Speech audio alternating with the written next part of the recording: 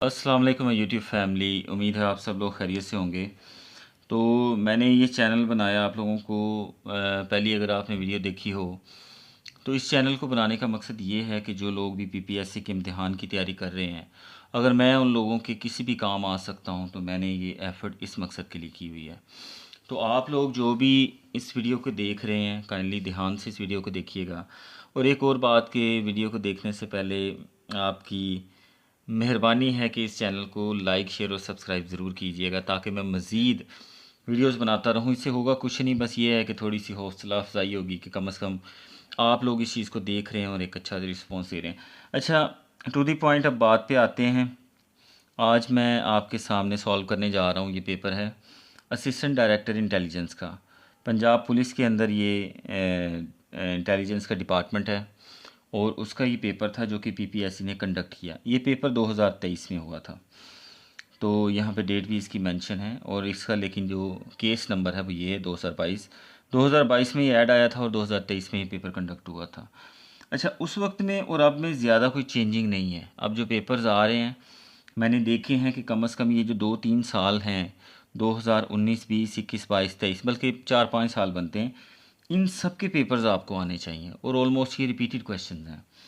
तो अगर वीडियो लंबी हो जाए तो कोई बात नहीं, आप लोग देखते रहिएगा। वैसे मैं कोशिश करूँगा ये पूरा पेपर अभी मैं आप लोगों के सामने सॉल्व करूँ और आप लोगों को बताऊँ कि ये कैसे सॉल्व करते हैं, इसको तैयार करने का तरीका क्या है, ताकि आप लोग जब पढ़ें तो आपको समझ आए कि डेट्स आपने कैसे याद रखनी है और इवेंट्स कैसे आपने याद रखने हैं।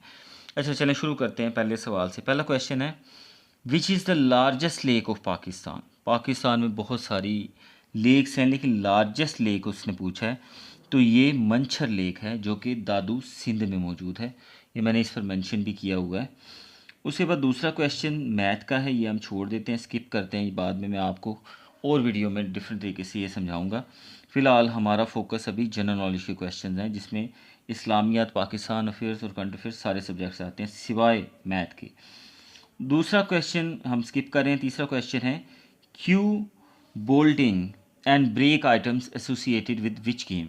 ये बिलियर्ड से एसोसिएटेड। अच्छा, बिलियर्ड के बारे में एक और क्वेश्चन बड़ा पूछा जाता है कि कायद आज़म की फ़ेवरेट गेम कौन सी है। तो कायद आज़म की फ़ेवरेट गेम जो है वो बिलियर्ड थी। अच्छा, उसके बाद चौथा क्वेश्चन है, ये भी मैथ से रिलेटेड है, ये भी हम स्किप करते हैं। पांचवा क्वेश्चन है, who among the following Mughal rulers was a contemporary. Contemporary कहते हैं हम असर को, यानी कि एक ही टाइम पे पाए जाने वाले दो लोग, of queen Elizabeth one of England. तो इसका सही जवाब है अकबर दी ग्रेट। अच्छा, अकबर दी ग्रेट के बारे में अब बहुत सारे क्वेश्चन जो हैं वो पेपर्स में आते हैं, डिफरेंट पेपर में पूछे गए हैं, डिफरेंट क्वेश्चन पूछे गए हैं। तो इस तरह के सवालों को जब आप तैयारी कर रहे हों तो बड़े ध्यान से इनको पढ़ें। ऑप्शन तो ठीक है, आपको पता चल गया, आपने ऑप्शन देखी, आपने रट्टा भी लगा लिया कि क्वीन एलिजाबेथ वन और अकबर दी ग्रेट ये दोनों कंटेम्प्रेरी थे। लेकिन अब आपको अकबर दी ग्रेट के बारे में नॉलेज होना चाहिए कि उसके बारे में बहुत सारे क्वेश्चंस पीपीएससी में आ चुके हैं। मिसाल के तौर पे अकबर दी ग्रेट जो है वो 1542 में पैदा हुआ। अब ये कहाँ पैदा हुआ, ये भी सवाल आया हुआ है। ये उमरकोट में पैदा हुआ। उसके बाद ये किसका बेटा था, ये बाबर का बेटा था हुमायूं, और हुमायूं का बेटा था अकबर। ठीक है। अच्छा, उसके बाद इसके साथ एक बड़ा इंसिडेंट एसोसिएटेड है कि अकबर की जो ताजपोशी होती है वो 1556 में होती है। 1556 में होती है पानीपत के मुकाम पर। पानीपत वो जगह है जहाँ पर 3 जंगें लड़ी जा चुकी हैं। पानीपत की पहली जंग जो कि बाबर के दरमियान हुई थी और इब्राहिम लोदी के दरमियान 1526 में। दूसरी जंग अकबर और हेमू के दरमियान हुई थी 1556 में, और तीसरी 1761 में हुई थी। अच्छा, हमारा जो इस क्वेश्चन से रिलेटेड अभी आंसर है वो अकबर दी ग्रेट है, लेकिन ये उसके बारे में आपको इन्फॉर्मेशन दे रहा हूँ कि 1556 में अकबर की ताजपोशी हुई। इसके अलावा जो अकबर के बारे में सवाल आता है वो ये भी है कि अकबर के कितने जो वज़ीर थे वो फेमस है। अकबर के 9 रतन फेमस है। 9 रतन बड़े मशहूर हैं। 9 मतलब उसके वज़ीर थे बड़े फेमस। आप कुछ मशहूर आपको भी पता होगा, जैसे अबुल फजल है, बीरबल है, और इस तरह के जो उसके मिलिट्री कमांडर्स हैं वो भी बड़े फेमस हैं। तो इसके अलावा इसका जो एक 9 रतन है अबुल फजल, उसने 1582 में 1582 में माफ़ कीजिए, मेरा ना ज़रा गला ख़राब है, इस वजह से बार बार मुझे खांसी हो रही है। अच्छा, 1582 में अबुल फजल ने दीन इलाही दिया था। अब दीन इलाही के बारे में भी एक रिसेंटली नया क्वेश्चन आया कि सबसे पहले दीन इलाही एक्सेप्ट किसने किया था। दीन इलाही के बारे में थोड़ा सा बताता चलूँ। दीन इलाही हिस्ट्री में किया जाने वाला एक बहुत बड़ा ब्लंडर था। दीन इलाही नाम से तो लगता है जैसे ये अल्लाह के दीन है, लेकिन ऐसा इसमें कुछ नहीं था।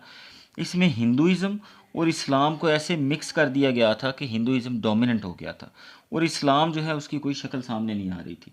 इसको सबसे पहले बीरबल ने एक्सेप्ट किया, दीन इलाही को। तो ये क्वेश्चन जो है वो मोस्ट रिसेंटली पूछा जा रहा है। अच्छा, उसके बाद हम छठे क्वेश्चन की तरफ आते हैं। छठा सवाल है, इन 1946 who called for the complete elimination of nuclear weapons. United Nations की जनरल असम्बली ने 1946 में ये कहा था कि न्यूक्लियर वेपन्स को मुकम्मल तौर पे ख़त्म किया जाए। अच्छा, इसको कहने का एक मकसद ये भी था कि 1945 के अंदर वर्ल्ड वॉर टू में जापान के दो शहरों हिरोशिमा और नागासाकी पर अमेरिका ऑलरेडी न्यूक्लियर वेपन्स का इस्तेमाल कर चुका था, जिससे बहुत नुकसान हुआ। तो यूएनओ ने ये महसूस किया क्योंकि हमारा इदारा बनने जा रहा है। यूएनओ बन चुका था 1945 में, 24 अक्टूबर 1945 में। तो इन्होंने क्या किया कि फिर ये एक रेजोल्यूशन पास कर दी। जाहिर है इसका कोई इतना ख़ास फ़ायदा हुआ नहीं आज तक।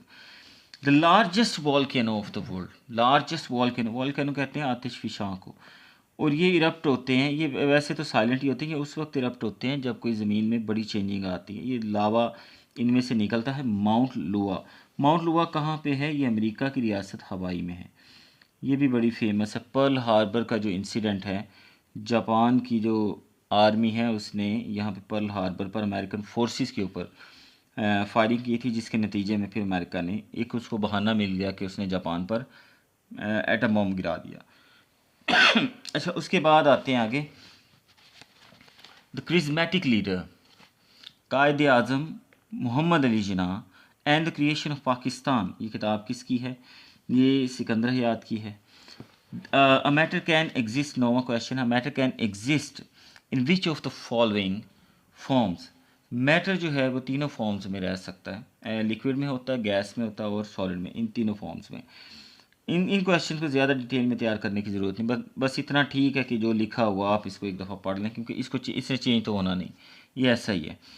Who chaired Asia Pacific group of UNESCO for the year 2020 from Pakistan, ये मोइनुल हक थे, उस टाइम पे पाकिस्तान के रिप्रेजेंटेटिव इन्होंने किया था। उसके बाद है dash is a good runner but I have not seen her running. अब इसमें आपने मोस्ट सूटेबल वर्ड लगाना है। अब आपको सही नज़र आ रहा होगा। तो ये एपरेंटली, ज़ाहरी तौर पर कि वो अच्छी रनर है, लेकिन I have not seen her running, मैंने उसे कभी देखा नहीं कि वो भाग रही हो। ज़ाहरी तौर पर ऐसे लगता है, मतलब एथलेटिक जो है उसकी बॉडी है, लेकिन वो मैंने कभी उसे भागते हुए नहीं देखा। 13वां सवाल है, तो 12वां क्वेश्चन जो है वो मैथ का है, इसलिए मैं स्किप कर रहा हूँ। बार बार मैं आपको इसलिए बता रहा हूँ ताकि आप ये ना समझिए कि क्वेश्चन स्किप ही जा रहे हैं। During Mughal rule Bakshi was, अच्छा बख्शी कौन था? बख्शी जो था ये मुग़ल रूल में अकबर का मिलिट्री कमांडर था। अकबर के दौर में ये मिलिट्री का हेड हुआ करता था बख्शी, और अकबर ने ही मनसबदारी सिस्टम इंट्रोड्यूस करवाया था। उस मनसबदारी सिस्टम के तहत बख्शी का जो रैंक है वो डिसाइड हुआ था कि ये मिलिट्री का हेड है, इसी वजह से ये फेमस है, वरना इसको यहाँ पूछने की कोई ज़रूरत नहीं थी। अच्छा जी, उसके बाद अगला क्वेश्चन है, which religions followers are not allowed to eat sehri while keeping fast. अच्छा, सिर्फ मुस्लिम्स ऐसे हैं कि जो सहरी का मतलब एहतमाम करते हैं फजर की नमाज से पहले। तो क्रिश्चियंस और ज्यूज़ ये दोनों सहरी नहीं खाते, बल्कि इनमें मेरा ख्याल है कि ये 8 पहर का रोज़ा होता है, ये बेकिंग आइटम्स नहीं खा सकते, उसके अलावा ये खा पी सकते हैं। इनमें भी आगे क्रिश्चियन में तो दो बड़े बड़े दो मेन क्लैंस है, जैसे कैथोलिक एंड प्रोटेस्टेंट्स। अच्छा, Tipu Sultan had diplomatic relations with which French king. Tipu Sultan का जो है डिप्लोमेटिक रिलेशंस, सिफारती ताल्लुकात किस फ्रेंच बादशाह के साथ थे? हिस्ट्री में सबसे जो फेमस बादशाह है ना फ्रांस का, वो आपको पता है कि वो नेपोलियन बोनापार्ट ही है, तो इसी के साथ इसके ताल्लुक थे। अच्छा, थोड़ा सा फिर टीपू सुल्तान के बारे में भी आपको पता होना चाहिए। आप जब तैयारी कर रहे होते हैं तो फिर ये सारी चीज़ें आपको इनको पता होना चाहिए। टीपू सुल्तान के बारे में जो क्वेश्चन आए जाते हैं, इसको ये फ़तेह अली टीपू सुल्तान इसका नाम था। इसको ये हैदर अली का बेटा था। और इसके साथ इसका जो फेमस क्वेश्चन आता है वो ये है कि इसकी जो बैटल हुई थी टाइगर ऑफ मैसूर टीपू सुल्तान की, वो 1799 में हुई थी और इसमें इसने शहादत नोश की थी। सरंगापटम के मुकाम पर ये हुई थी। ये क्वेश्चन कई दफ़ा आया कि किस साल में ये बैटल हुई और किस मकाम पर हुई, तो ये भी क्वेश्चन आपने याद रखना है। अच्छा, उसके बाद नेक्स्ट क्वेश्चन की तरफ आते हैं। The number of bones in newborn baby. इंसानी जिस्म में वैसे तो 206 हड्डियाँ होती हैं, ठीक है, लेकिन जो न्यू बॉर्न बेबी है उसमें 300 होती है। इसकी वजह यह है कि एक टेल बोन होती है, वो जूँ जूँ बच्चा बड़ा होता जाता है तो वो मर्ज हो जाती है आपस में, और रिमेनिंग जो है वो 206 हड्डियाँ रह जाती हैं, यानी कि ऑलमोस्ट 94 जो बोन्स होती हैं वो मर्ज हो जाती हैं आपस में। Who is popularly known as the father of Indian constitution. B.R. Ambedkar, ये एक बड़ा नाम है इंडिया की लॉ हिस्ट्री के अंदर। B.R. अम्बेडकर, इन्होंने इंडिया का कॉन्स्टिट्यूशन दिया। वैसे मैंने इंडियन कॉन्स्टिट्यूशन पढ़ रखा है, इंतहाई अजीब सा ये कॉन्स्टिट्यूशन है। 2-4 मुल्कों के कॉन्स्टिट्यूशन जो है मिक्स करके इन्होंने एक बनाया हुआ है। कोई मतलब ओरिजिनल ऐसा डॉक्यूमेंट नहीं है ऑथेंटिक जिसको पढ़ के आपको लगे कि वाह वाह क्या चीज़ बना दी है। अच्छा, नेक्स्ट क्वेश्चन है, what did he wants you to do. Identify what. यहाँ पे व्हाट जो है ये एक तो ये क्वेश्चन के तौर पे भी पूछा जाता है, लेकिन यहाँ पे व्हाट जो है वो प्रोनाउन के फॉर्म में आ रहा है, in the sense act as. English जो है ये भी मैं आपको फिर बाद में एक्सप्लेन करूँगा क्योंकि ये एक अलग अलग सब्जेक्ट है, ठीक है। Errors from computer hardware and software can be identified and removed by process. Computer से जो एरर्स रिमूव की जाती हैं उनको डीबगिंग कहा जाता है। एरर को वैसे कंप्यूटर लैंग्वेज में बग कहा जाता है। In MS word a character that is raised and smaller above the base line is called as. MS word के अंदर एक ऐसा करैक्टर जो कि अपनी बेस लाइन से थोड़ा सा रेज हो तो उसे सबस्क्रिप्ट कहा जाता है। How many countries join NATO. NATO में 30 ममालिक हैं। अच्छा, अब NATO North Atlantic Treaty Organization बनती है, ये 4 अप्रैल 1949 में बनी। पाकिस्तान के बारे में भी एक सवाल आता है कि which country is the biggest non NATO ally. तो Pakistan is the biggest non NATO ally, क्योंकि पाकिस्तान जो है वो किसी किस्म की ना इनसे मिलिट्री एड लेता है ना इनको प्रोवाइड करता है। Which of the following is not a member of NATO. China member नहीं है, क्योंकि चाइना भी जो है वो इस यूरोपियन जो गठजोड़ है उसका हिस्सा नहीं बनना चाहता। Which mosque was ordered by Allah to destroy. अच्छा, मस्जिद ज़रार एक ऐसी मस्जिद है कि जो मुनाफिकीन की मस्जिद थी। कुफार भी थे, मुनाफिकीन भी थे, लेकिन ज़ाहरी तौर पे वो अपने आप को मुसलमान कहलाते थे। तो उन्होंने बड़ी खूबसूरत मस्जिद बनाई हुई थी। तो इस मस्जिद को अल्लाह ने सूरह तौबा के अंदर गिराने का हुक्म दिया कि इस मस्जिद को मिस्मार कर दिया जाए। ये मस्जिद मुसलमानों की मस्जिद नहीं है, तो इस्लाम के अंदर इस मस्जिद को गिराने का हुक्म है। अच्छा, नेक्स्ट क्वेश्चन की तरफ आते हैं। 24वां सवाल है, which of the following cities was the former capital of Pakistan. Karachi जो था वो पहले कैपिटल था। इस्लामाबाद से ज़ाहिर है पहले कौन सा कैपिटल था। इस्लामाबाद को कैपिटल बनाया गया 1960 में, ये अनाउंस हुआ, और 1967 में इसको शिफ्ट कर दिया गया। अच्छा, इस्लामाबाद के बारे में एक और सवाल ये भी आता है कि किस कंट्री ने इसको प्लान किया। ये वाहिद पाकिस्तान की प्लान्ड सिटी है, तो इसको ग्रीस ने किया, यूनान ने। उर्दू में लिख देता हूँ मैं। A book a brief history of time, ये किसने लिखी। ये स्टीफन हॉकिंग ने लिखी। उसके बाद ये जो क्वेश्चन है ये मैंने क्रॉस इसलिए लगाया हुआ है क्योंकि ये क्वेश्चन गलत लिखा हुआ, आपको बता देता हूँ कि एडवांस की किताब में बहुत सारी गलतियाँ हैं। आपने एज इट इज़ इसको नहीं पढ़ना, वेल रिसर्च के साथ इसको पढ़ना है। She sings a song doesn't is she, तो ये गलत है, ये नहीं आ सकता कभी भी। She hair doesn't is she, तो ये भी गलत है। इस तरह का कोई सवाल पेपर में नहीं आया कभी भी, तो ये क्वेश्चन टोटली गलत है, इलॉजिकल है। इन विच सूरा of Holi Quran Bismillah is added twice. अब 2 सूरतें कुरान की ऐसी हैं जिनसे बिस्मिल्लाह का ताल्लुक जोड़ा जाता है। वैसे तो हर सूरत से पहले पढ़ते हैं, लेकिन सूरह बकरा से पहले बिस्मिल्लाह नहीं पढ़ी जाती। और सूरह नमल के अंदर क्योंकि एक दुआ है और उसमें बिस्मिल्लाह आती है, और सूरह नमल के शुरू में भी बिस्मिल्लाह पढ़ी जाती है। नमल से मुराद चींटी होती है। सिनोनिम ऑफ व्हील, व्हील का मतलब होता है पर्दा, ठीक है, cover. In tennis which test is use to check the fitness of players. तो डायरेक्ट टेस्ट एक ऐसा टेस्ट है जिसमें खिलाड़ियों की फिटनेस को चेक किया जाता है। जैसे क्रिकेट में भी डोप टेस्ट होता है, इस तरह टेनिस का एक अपना टेस्ट है जिसमें ये किया जाता है। अच्छा, उसके बाद नेक्स्ट क्वेश्चन आ जाए आप। अच्छा ठीक, अब ठीक है। नेक्स्ट क्वेश्चन है choose the correct analogy, morning noon. अच्छा, इस सवाल को करने का मैं आपको तरीका बता देता हूँ। अच्छा, मेरा ख्याल था कि मैं ये क्वेश्चन जो है बाद में आपको समझाऊंगा, लेकिन चलें। अच्छा, बाद दफ़ा ये चीज़ें आपस में ना कोई इनका रिलेशन ज़रूर होता है। या एक अमल होता है, दूसरा रद्द अमल होता है, एक एक्शन होता है, दूसरा रिएक्शन होता है। एक किसी चीज़ की थ्योरी होती है और दूसरा उसका रिज़ल्ट होता है। एक मतलब ब्रांच होती है और दूसरा पूरा मुकम्मल उस चीज़ का नॉलेज होता है। अब इसमें देखना है कि रिलेशनशिप क्या है। अब जैसे ये पहर है, मॉर्निंग सुबह, और इसका मिड बनेगा नून, एंड इसका क्या बनेगा, इवनिंग होगी ना। तो इसी तरह हमने इसमें देखना है कि कौन सी ऐसी चीज़ है जिसका आपस में तीन डिफरेंट लेवल्स हैं, और लेकिन हमने मिड वाले लेवल तक देखना है। अब जैसे चाइल्ड है, यंग है, नून है, फोर नून है, चाइल्ड है, यूथ है। चाइल्ड जो है उसका यंग होना, मतलब यंग का मुराद ये है कि यंग तो वो किसी एज में भी हो सकता है। देखें 12 साल की उम्र में बच्चे यंग हो जाते हैं। तो चाइल्ड का यूथ के साथ ज़रूर ताल्लुक़ है कि ये एक पर्टिकुलर टाइम है कि जब एक बच्चे को कहा जाता है कि he is living his youth, कि वो उस टाइम एंटर हो चुका है, he is entered in his youth. तो वो यूथ के अंदर एंटर हो चुका है, वो इस पूरी रेंज में एंटर हो चुका है जहाँ पे बाकी उसके हम उम्र लोग हैं। मतलब ये एक मिड लेवल, अगर एंड करना चाहें तो इसके बाद ओल्ड आ जाएगा, तो ये कंप्लीट हो जाएगा। मॉर्निंग, नून और इसके बाद इवनिंग या नाइट आ जाएगी, ठीक है। तो ये इस तरह से हो सकता है। The meaning of put on, put on का मतलब है जब आप कोई कपड़े पहन लेते हैं, वेयर कर लेते हैं।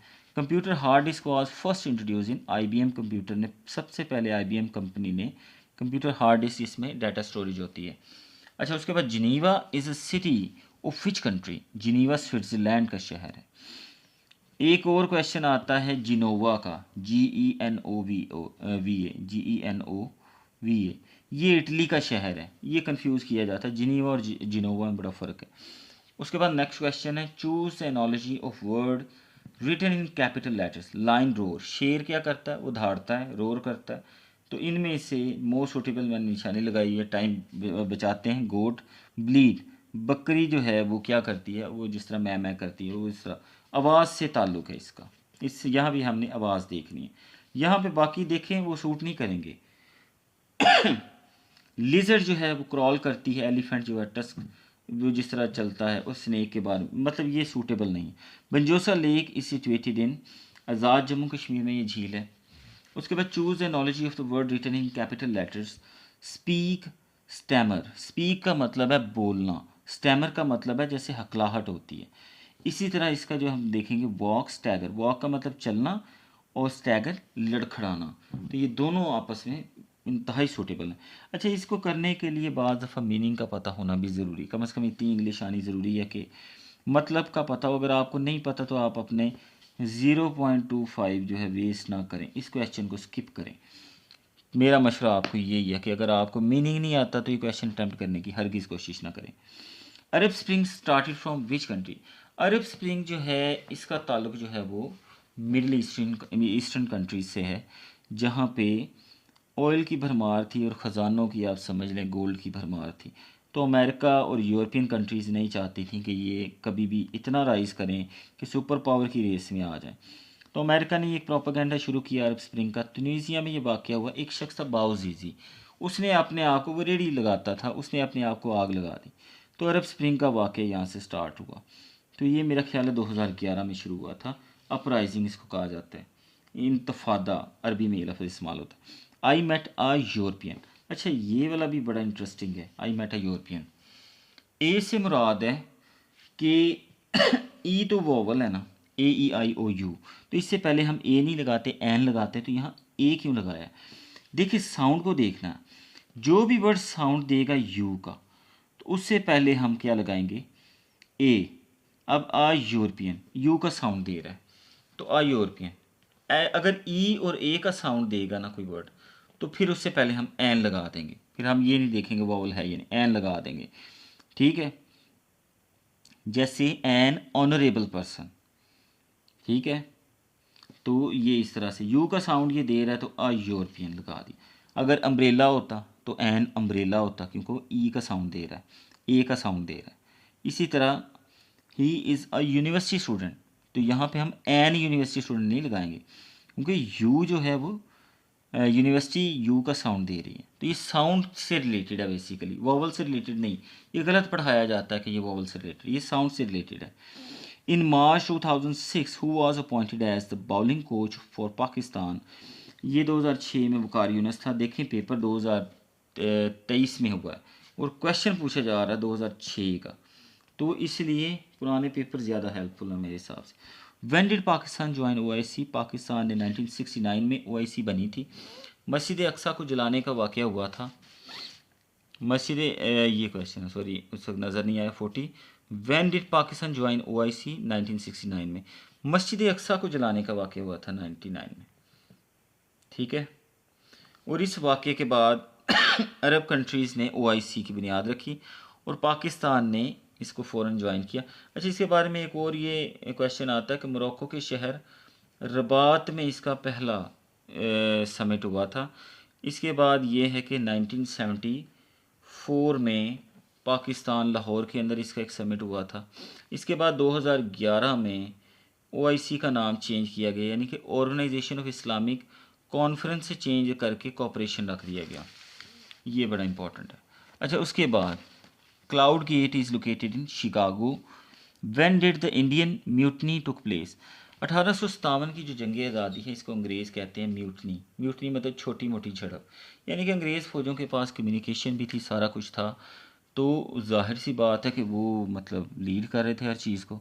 तो उन्होंने मुसलमानों, सिखों और ईसाइयों की तरफ से की जाने वाली जंग को कह दिया कि छोटी सी झड़प थी, कोई ऐसी ख़ास चीज़ नहीं थी। तो ये 1857 में। अच्छा, इसके बाद भी काफ़ी सारी ऑब्जेक्टिव्स हैं, वीडियो बहुत लंबी हो जाएगी, लेकिन चले मैं आपको बता देता हूँ। 1858 में रसाला सबाब बगावत हिंद सर सैयद अहमद ख़ान ने दिया, ये सवाल आता है। और 1858 में ही क्वीन ऑफ यूके को एम्प्रेस ऑफ इंडिया का टाइटल भी दिया गया, ये भी सवाल बहुत आता है। आज़ाद पतन प्रोजेक्ट, ये जेहलम से रिलेटेड है, दरिया जेहलम पर बनाया गया है। एंटोनिम ऑफ हैगड, हैगड का मतलब होता है थका हुआ होना। प्लम का मतलब है पुरजोश। How many princely states at the time of subcontinent partition decided to join Pakistan out of 565। तो 11 रियासतों ने आज़ादी के वक्त पाकिस्तान को ज्वाइन करने की हामी भरी, बाकियों ने कोई नहीं की। In Punjab Radcliffe gave an unjust award including following tehsils in Indian side. तो रेडक्लिफ अवार्ड के अंदर सर साइरल रेडक्लिफ, ये by profession he was a lawyer, तो इसने ये 2 रियासतें इंडिया को दे दी, गुरदासपुर और पठानकोट, जहाँ से इनको कश्मीर की तरफ एक लिंक मिल गया और पाकिस्तान से कश्मीर अलग हुआ। उसके बाद नेक्स्ट क्वेश्चन है the world's deepest trench, the Mariana trench, ये खंदक कहाँ पे वाक़ है। ये पैसिफिक ओशन में है और ये क्वेश्चन भी आता है कि किस मुल्क के पास है। ये फिलिपाइन के कैपिटल मनीला, वहाँ पे ये पाई जाती है। दुनिया का सबसे डीपेस्ट पॉइंट मतलब खंदक डीपेस्ट है। After cold war a new cold war और cold war 2 has risen between China and USA. पहली जो कोल्ड वॉर थी वो रशिया और यूएसए के दरमियान थी, जो नई शुरू हुई वो फिर चाइना और यूएसए के दरमियान हुई। Agra summit was a 2 days summit which remained inconclusive. Agra summit जो है ये 14 से 16 जुलाई 2001 में हुआ।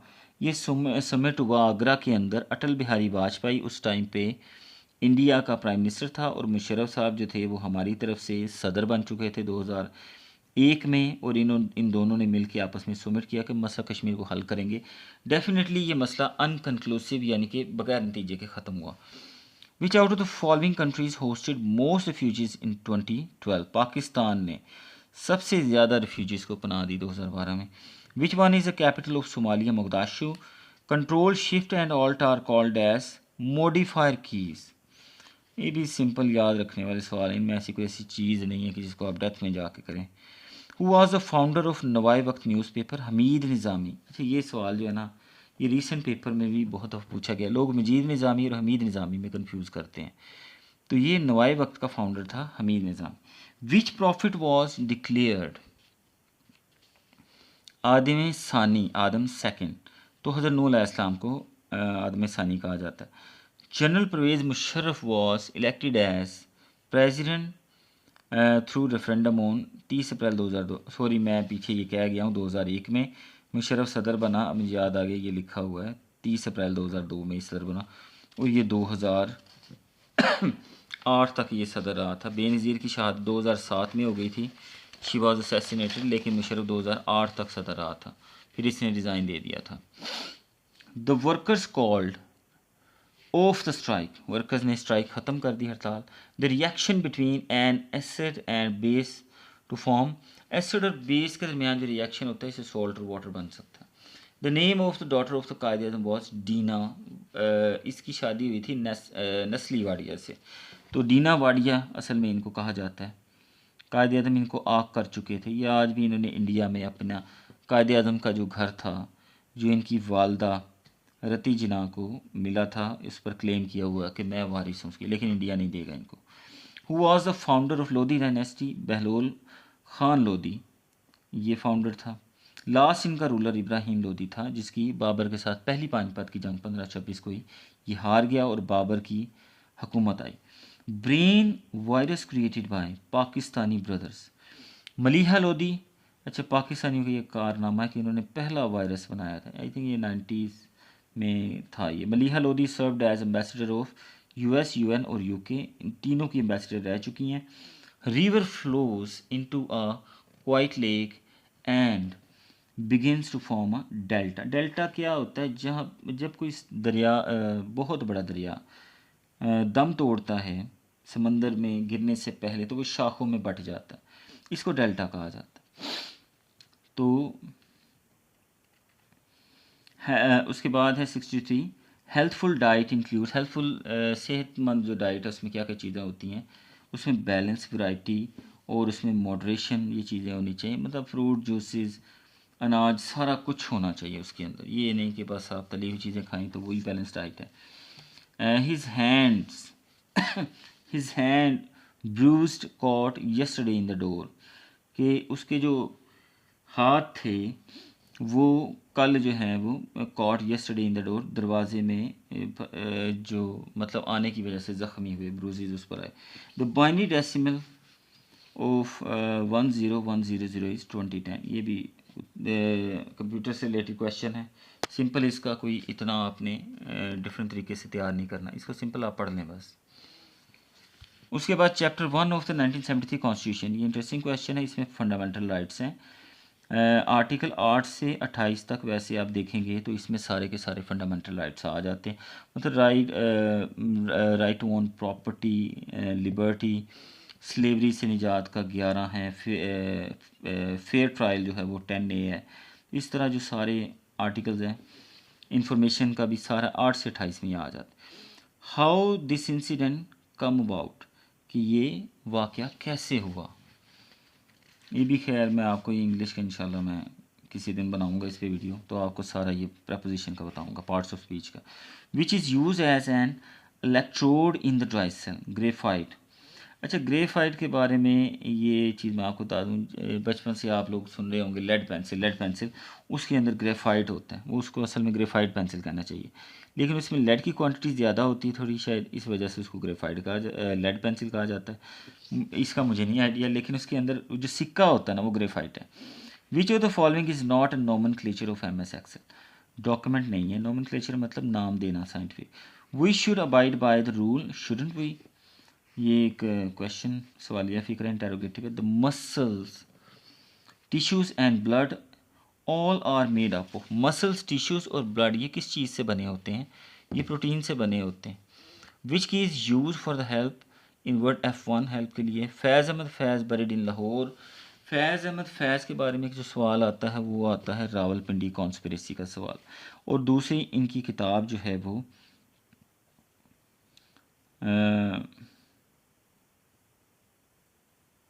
शायरी की एक किताब है, मेरे माइंड से मेरी स्किप हो गई है, वो आपको इंशाल्लाह नुक्ता है वफा, इस तरह करके कुछ है। चले मुझे याद आएगी फिर नेक्स्ट वीडियो में बता दूंगा। अच्छा, उसके बाद है Zulfikar Ali Bhutto first ministry was, इनकी पहली जो मिनिस्ट्री थी वो कॉमर्स मिनिस्ट्री थी। उसके बाद the Bari Doab is located between Beas and Ravi. Mahmud of Ghazni wage war against rebellious India in the year, इसने 1000 में इंडिया के ख़िलाफ़ जो है वो जंग शुरू की थी। विच one is not the principle of new world order, territorial integrity, मतलब सरहदों को आपस में मिला देना, जोड़ देना, ये न्यू वर्ल्ड ऑर्डर का कोई भी मतलब नुक्ता नहीं था।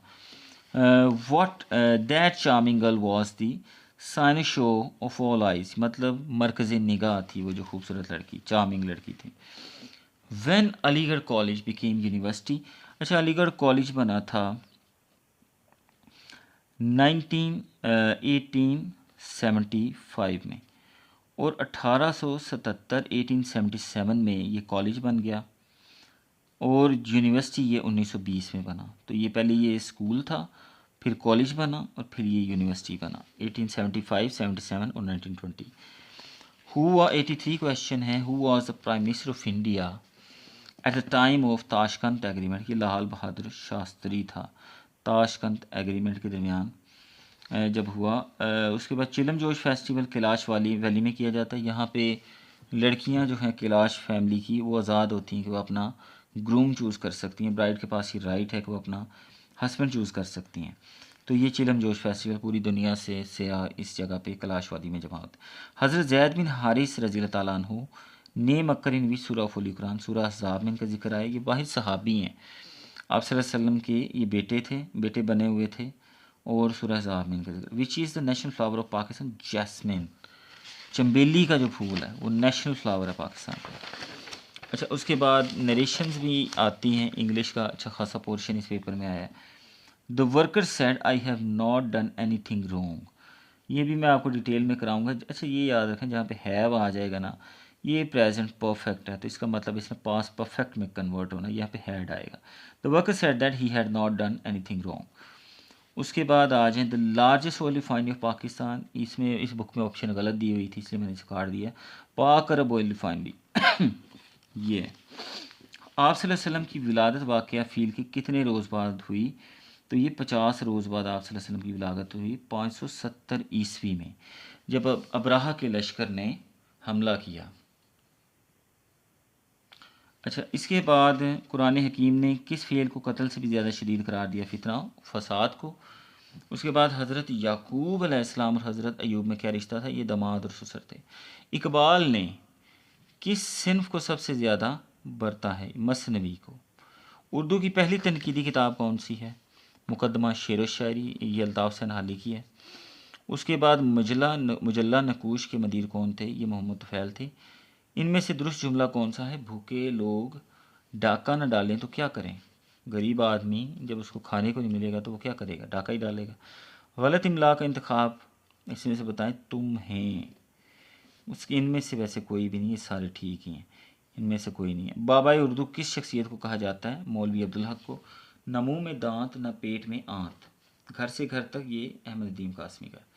तो जी ये था हमारा आज का पेपर, जिसको मैंने आपको पूरा सॉल्व करके दिखाया, और ये भी तरीका बताया कि इसको कैसे सॉल्व करना है। काफ़ी लंबी वीडियो बन चुकी है, तो मैं इंशाल्लाह अब नेक्स्ट वीडियो में आपको बताऊंगा कि देखते हैं हम कौन सा पेपर चूज़ कर रहे हैं और उसको कैसे सॉल्व करते हैं। इजाज़त दीजिए, और चैनल को सब्सक्राइब ज़रूर कीजिएगा। अल्लाह हाफ़िज़।